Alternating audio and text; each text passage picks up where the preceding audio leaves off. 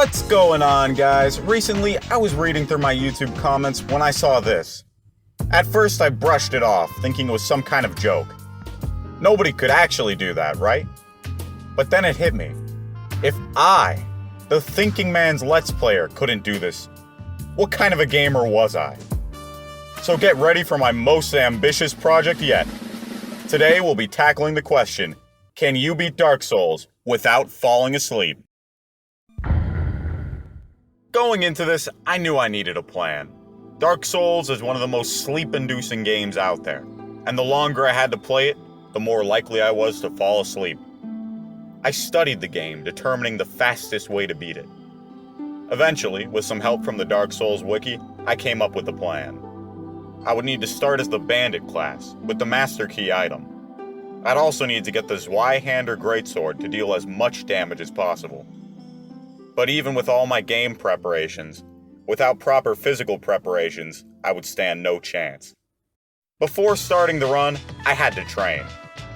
If I was going to do this, I needed to practice with other things that would put me to sleep. So I watched Eraserhead. It was tough, but I was able to get past the whole movie with only a short nap. With my training completed, all that was left was the final test. To succeed, I needed to make sure I was as awake as possible. So I slept in, and I got some caffeine. And before I knew it, it was time to start the challenge. I started off my run confident.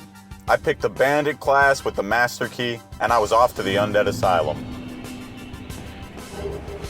The first area was easy, with little techniques like unequipping my armor and running past the Asylum Demon, helping speed up the area considerably.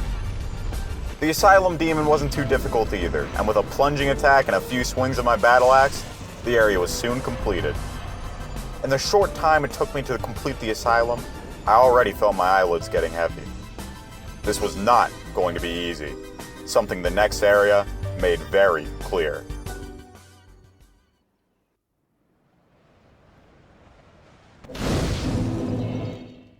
After being dropped into Firelink Shrine, I had two things to do before continuing on.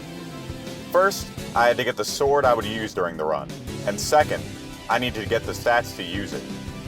Both proved easy, and with a quick trip to the graveyard and a nice sit down at the bonfire, I was ready to leave. The 5 minutes in this area felt like 5 hours, and I definitely wanted to get some beauty sleep. But where a lesser YouTuber would have given up, I carried on, bringing me to my next area. The Undeadburg is when the difficulty really started to pick up. Going into the area, I was tired and my gameplay was sloppy. Getting to the bonfire was a challenge, but the Zweihander helped make it possible. After the bonfire was when things really started to go downhill. My eyes could barely stay open. I would blink for a moment and find myself running into a wall or taking hits. I thought if I powered through and just made it past the boss, I could maybe make it through this run. My hopes, however, proved fruitless. When exactly 8 minutes into the run, I fell asleep. When I woke up to see my character running endlessly into a wall, I was devastated. I failed.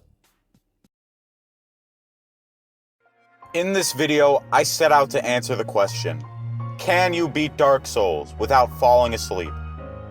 And I'm sad to say, you can't. Even with all the preparations and gamer skill in the world, it's impossible.